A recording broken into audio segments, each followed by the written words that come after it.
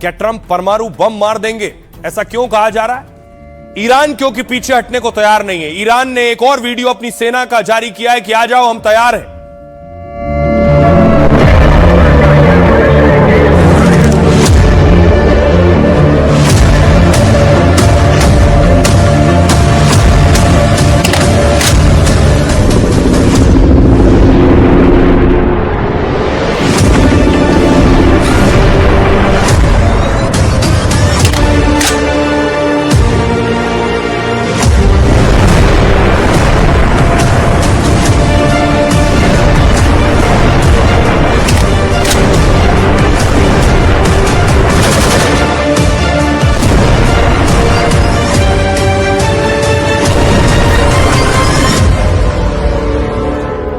Trump अपनी सेना भेजने वाले थे, ईरान कह रहा भेजो, हम तैयार हैं।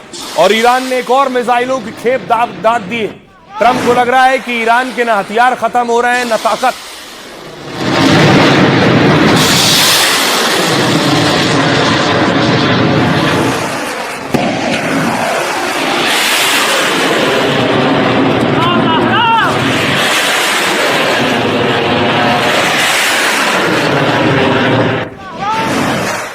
ये मिसाइलें देखिए, इनकी बारिश कहां हो रही है। ये इजराइल की तस्वीरें, इजराइल पर बड़ा अटैक किया है ईरान ने, उसकी तस्वीरें अलग अलग शहरों में।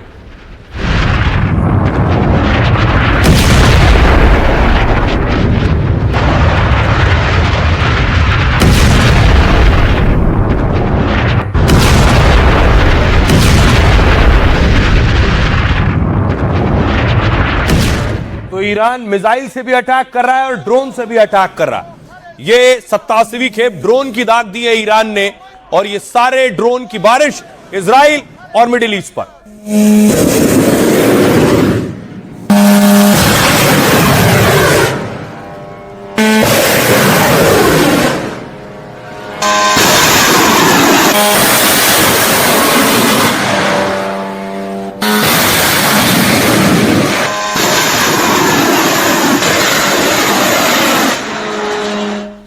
और ये ड्रोन हमला करते हैं, उसके बाद ये इजराइल की तस्वीर है। इजराइल के रिहायशी इलाकों में गाड़ियां जल रही हैं, अलग अलग जगह धमाके हो रहे हैं।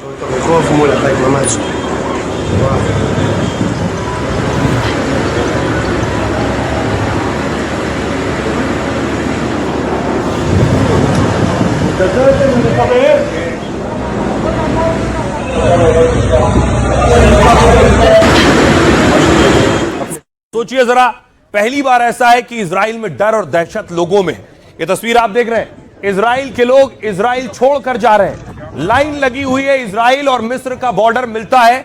ये इजराइल और मिस्र के बॉर्डर की तस्वीर आप देख रहे हैं। लोग इजराइल से मिस्र में दाखिल होकर दूसरी जगहों को जा रहे हैं इस स्थिति में।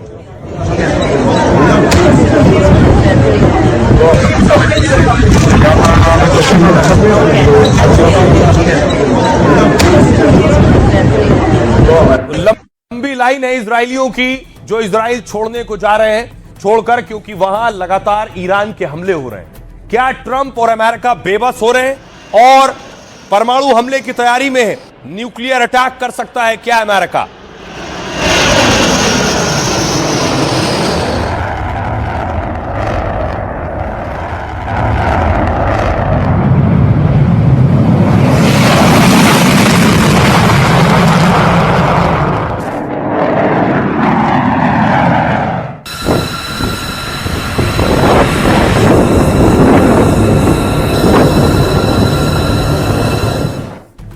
अब देखिए जरा, क्या ट्रंप कर सकते हैं न्यूक्लियर अटैक?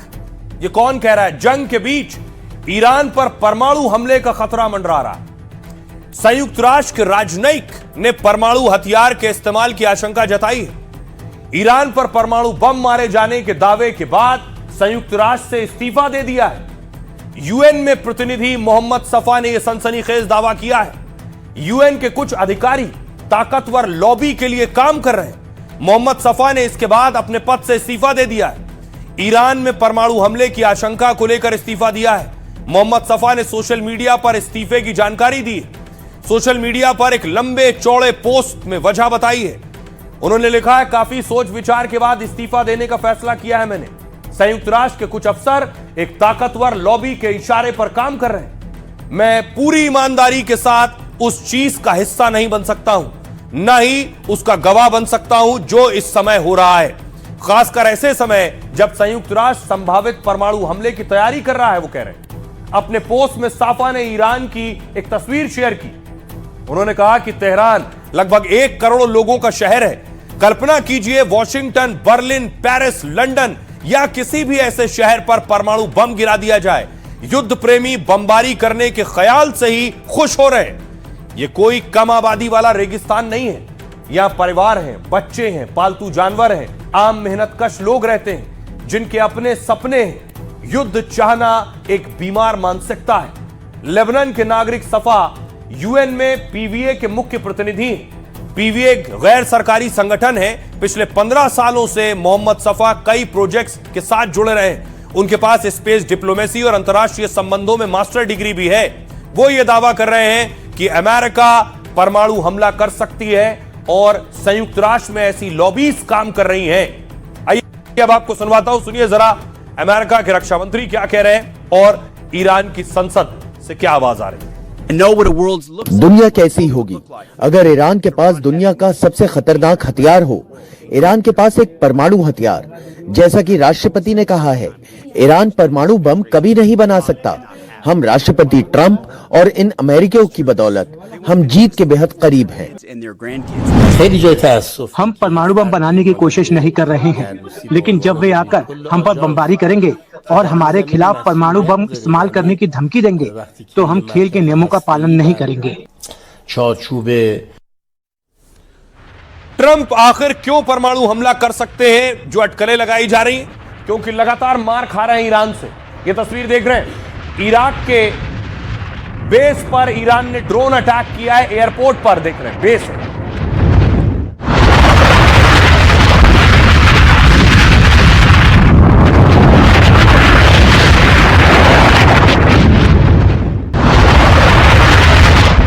और ईरान के अटैक के बाद देखिए जरा, वहां जो एयरफोर्स के विमान खड़े थे वो पूरी तरह से तबाह हो गए। इराकी एयरफोर्स के विमान बताए जा रहे हैं।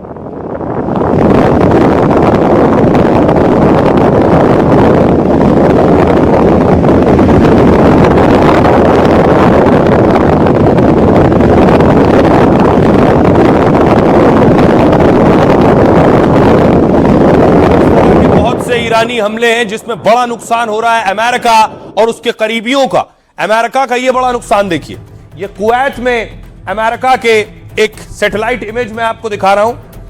पहले और बाद की तस्वीर देखिए जरा बेस की, कैसे ईरान के हमले में तबाह हो गया है यह बेस।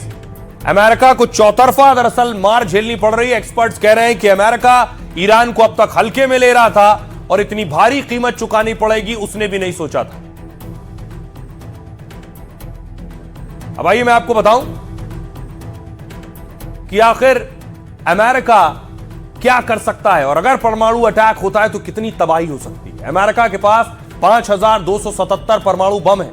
इजराइल के पास 90 परमाणु बम होने का दावा है। वहीं ईरान के पास कोई परमाणु बम नहीं है। ईरान परमाणु बम बनाने की कोशिशों में जुटा रहा। ईरान अमेरिका जंग के पीछे भी परमाणु ताकत ही वजह है। दुनिया में अब तक 2 बार परमाणु हमले हुए। जापान के शहर हिरोशिमा और नागासाकी पर यह हमले हुए। 1945 में 3 दिन के अंदर ये 2 बड़े हमले हुए थे। इस हमले में 2 लाख से ज्यादा लोग मारे गए थे। दोनों ही शहर पूरी तरह से तबाह हो गए थे। सालों तक लोग कैंसर और दूसरी बीमारियों के शिकार हुए। दोनों शहर खंडर बन गए थे। 90% से अधिक इमारतें नष्ट हो गई। कई सालों तक जन्मजात समस्या, मानसिक विकलांगता और कैंसर का खतरा बना रहा। अब अगर ईरान के किसी शहर पर परमाणु हमला होता है तो उस शहर के साथ साथ 500 से 1000 किलोमीटर तक असर हो सकता है। इससे मिडिल ईस्ट के कई देश इसकी चपेट में आ सकते हैं। इराक, तुर्की, आर्मेनिया, अजरबैजान में परमाणु हमले तक का असर हो सकता है। तुर्कमेनिस्तान, अफगानिस्तान और पाक को घातक रेडिएशन का सामना करना होगा। इससे वहां के लोगों की सेहत और पर्यावरण पर बहुत बुरा असर पड़ेगा। आइए अब आपको सुनवाता हूं, सुनिए जरा अमेरिका के विदेश मंत्री क्या कह रहे हैं। ईरान को अपने ड्रोन और मिसाइल प्रोग्राम और न्यूक्लियर महत्वाकांक्षाओं को छोड़ देना चाहिए। अगर वे ऐसा करते हैं तो ईरान का भविष्य उज्जवल हो सकता है, लेकिन उन्हें वह रास्ता चुनना होगा जिसके लिए 47 सालों से उन्होंने मना किया है। और इसीलिए देखिए हो ये रहा है कि ट्रंप चुन चुनकर ईरान के उन ठिकानों पर अटैक कर रहे हैं जिनसे सबसे बड़ा खतरा है। मिसाइल सिटी जहां थी, बैलिस्टिक मिसाइल्स थे, वहां अटैक हुआ। ये तस्वीर आप देख रहे हैं, बंकर बस्टर बॉम्ब फिर दाग दिया है ट्रंप ने। ये एआई के जरिए मैं आपको बता रहा हूं जिस मिसाइल का इस्तेमाल किया गया।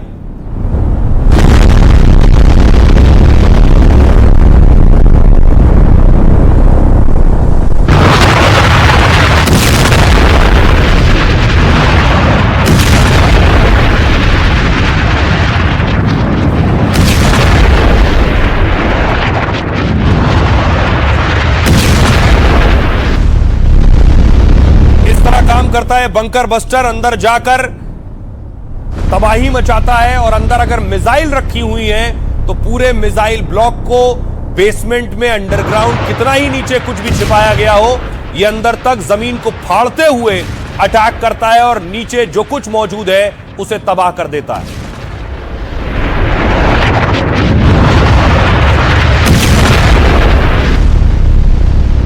और देखिए जरा, जो इस्फहान में अटैक किया गया ये बंकर बस्टर बॉम्ब था, जो अभी मैंने शुरू में आपको दिखाया, ये अटैक था और अटैक के बाद की तस्वीरें।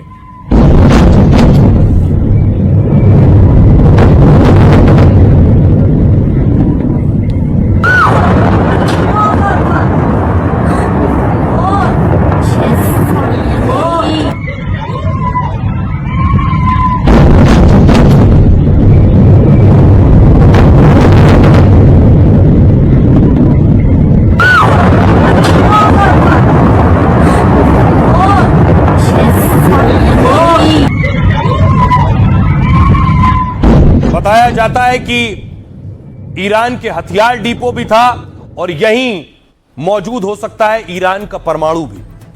तो अटैक के पीछे मकसद क्या था? यह बंकर बस्टर मिसाइल। 10 दिनों की डेडलाइन के बीच अमेरिका का यह बड़ा हमला है। ईरान के इस्फहान शहर में अमेरिका ने एयर स्ट्राइक की। इस्फहान शहर में एक बड़े हथियार डिपो को नुकसान पहुंचा है। 907 किलो वाले बंकर बस्टर बमों से हमला हुआ है और इस डिपो में बड़ी मात्रा में हथियार और सैन्य सामग्री रखी थी। हमले के बाद डिपो में रखे हथियार और विस्फोटक में धमाके हुए। इलाके में आग के बड़े गुबार उठते हुए दिखे। रात भर शहर के अलग अलग हिस्सों में धमाकों की आवाजें सुनाई दी। राष्ट्रपति ट्रंप ने सोशल मीडिया पर धमाकों की तस्वीर शेयर की है। बंकर बस्टर बमों का इस्तेमाल मजबूत और भूमिगत ठिकानों को तबाह करने में होता है। इस्फहान ईरान का अहम औद्योगिक और रणनीतिक शहर है। अमेरिका के यूरेनियम पर कब्जे करने की अटकलों के बीच यह अटैक हुआ है। इस्फहान में ईरान के सैन्य अड्डे और रक्षा उद्योग मौजूद हैं। ईरान के 3 यूरेनियम संवर्धन स्थलों में से एक इस्फहान भी है। दावा है ईरान के अत्यधिक संवर्धित यूरेनियम का एक हिस्सा यहीं पर मौजूद है, यानी जो यूरेनियम सबसे ज्यादा शुद्ध किया जा चुका है वो यहीं मौजूद है। तेहरान से अत्यधिक संवर्धित यूरेनियम से भरा एक ट्रक इस्फहान भेजा गया था। जून 2025 के युद्ध में पहले भी सैटेलाइट तस्वीरों में दावा किया गया था। दावा ईरान के पास 534 किलोग्राम तक 60% शुद्धता वाला यूरेनियम है और इन्हें 18 सुरक्षित कंटेनर में ईरान के अलग अलग जगहों पर रखा गया है। सुनिए जरा डिफेंस एक्सपर्ट क्या कह रहे हैं। टीपी त्यागी। ईरान के इस्फहान में मिलिट्री इंफ्रास्ट्रक्चर है, एनर्जी इंफ्रास्ट्रक्चर है और न्यूक्लियर इंफ्रास्ट्रक्चर है। जानकारी के मुताबिक करीब 540 केजी एनरिच्ड यूरेनियम ईरान ने इस्फहान की अपनी न्यूक्लियर फैसिलिटी के अंदर छुपा रखा है। इसलिए अमेरिका ने इस्फहान में 2000 पाउंड के बमों से वहां पर हमला किया है। इस हमले में एक और संदेश भी छिपा हुआ है कि या तो पीस डील जल्दी करो वरना अमेरिका इसी तरह के हमले ईरान के अंदर और करता रहेगा। अब देखिए ये जो बम मारा है अमेरिका ने, लगभग 900 किलो से ज्यादा विस्फोटक था इसमें। 2000 पाउंड का बंकर बस्टर बम होता है। कैसा दिखता है बंकर बस्टर बम? यह है बंकर बस्टर बम। इसे दागा गया है। ये मिसाइल एक के पीछे एक जाती है और उसके बाद बड़ा धमाका करती है। ये आप देख रहे हैं फाइटर में जैसे इसे लगाया जाता है इस बंकर बस्टर बम को। और आइए आपको बताऊं कि आखिर इस बम की खासियत क्या है। ये आप देख रहे हैं, ये है बंकर बस्टर बम। अमेरिका का बंकर बस्टर बेहद खतरनाक भेदक बम है जो कई फीट गहराई तक जमीन में जाकर धमाका करता है। मजबूत बंकरों के साथ सुरंगों पर हमला करने की क्षमता रखता है। अमेरिका का GBU-57A और GBU-57B बम 13,600 किलो का है। ये एटमी हथियार छोड़ दें तो यह दुनिया का सबसे बड़ा बंकर बस्टर बम है। 6 मीटर लंबा यह बम विस्फोट से पहले करीब 180 फीट नीचे तक जाता है। मिट्टी, मोटी चट्टानों और पहाड़ों को भी यह बम भेद सकता है। एक के बाद एक कई बम गिरते हैं जो ड्रिल करते हुए नीचे जाते हैं, छेद करते हुए टारगेट तक पहुंचते ही भीतर जाने के बाद यह बम फटता है और धमाका करता है। यह इतना खतरनाक होता है कि अंडरग्राउंड अड्डों में तबाही मचा देता है। घातक GBU-57 बंकर बस्टर बम सिर्फ अमेरिका के पास ही है, जो कि मदर ऑफ ऑल बम से भी ज्यादा खतरनाक माना जाता है। सुनिए जरा ईरान के एम्बेसडर क्या कह रहे हैं। अमेरिकी सैनिकों को आने दीजिए। वे लड़ाकू विमानों की तरह हम पर हमला करके भाग नहीं पाएंगे। हम उनका ऐसा स्वागत करेंगे कि अमेरिका अपने सैनिकों के शवों को हटाने में सक्षम नहीं हो पाएगा। ताज़ा जानकारी से साफ है कि हमारे हमलों से ईरानी सेना का मनोबल टूट रहा है, जिससे बड़े पैमाने पर सैनिक भाग रहे हैं। वरिष्ठ नेताओं में असंतोष फैल रहा है। कल रात ही हमने अकेले 200 हमले किए। और अमेरिका जिस तरह से हमले कर रहा है, अब तक वो इंतजार कर रहा था कि शायद ईरान पीछे हट जाए। ईरान पीछे नहीं हट रहा है तो अमेरिका ने अपनी सेना उतारने की तैयारी की। फिर मैंने आपको दिखाई, अब जो जंगी बेड़ा है USS त्रिपोली, ये पहुंच चुका है ईरान के नजदीक।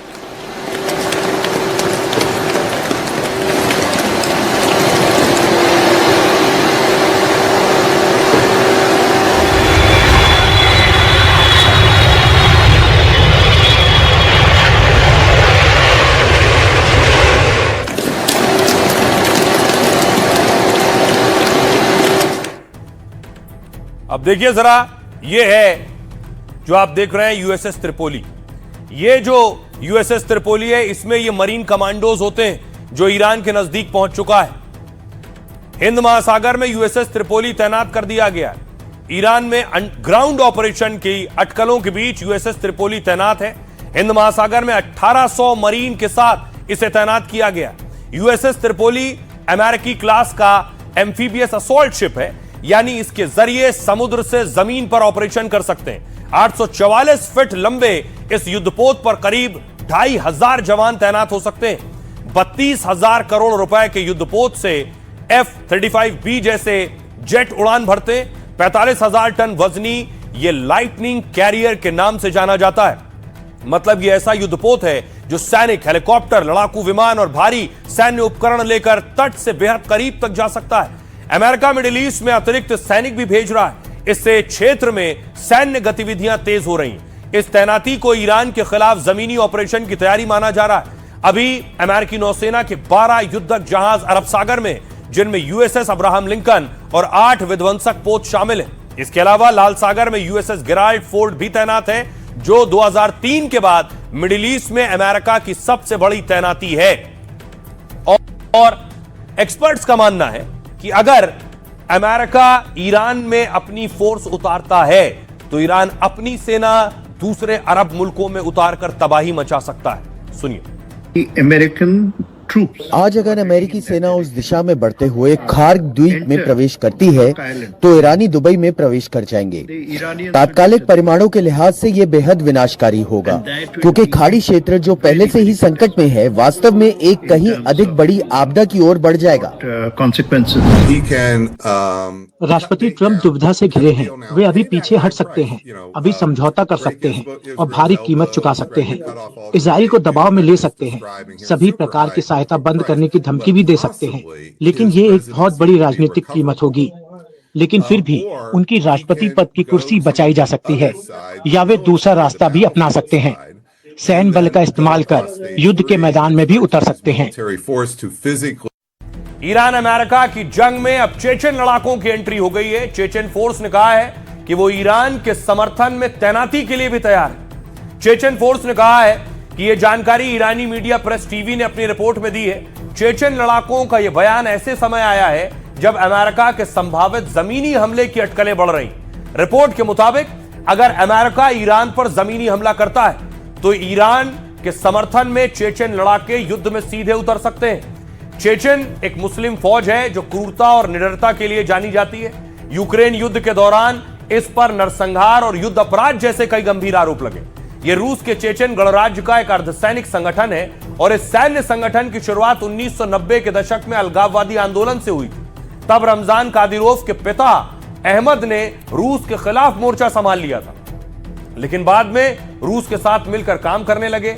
अब इस सैन्य संगठन के मुखिया रमजान कादिरोव हैं जो पुतिन के बहुत वफादार हैं। उनका सैन्य संगठन रूसी सेना के अभियान में मिलकर काम करता है। फिलहाल कादिरोव की सेना ने अब ईरान को समर्थन का ऐलान कर दिया है।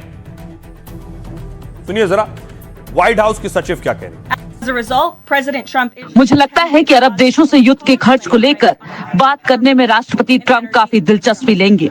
मैं इस बारे में कुछ नहीं कह सकती, लेकिन निश्चित रूप से ये एक ऐसा विचार है जो उनके मन में है और मुझे लगता है कि वो इस बारे में जरूर बोलेंगे। stop acting as the world's leading में सेना ऑपरेशन चला रही है और हिजबुल्लाह के ठिकानों पर अटैक कर रही है। बताया जाता है हिजबुल्लाह के लड़ाके यहां मौजूद थे, इस बिल्डिंग पर अटैक किया।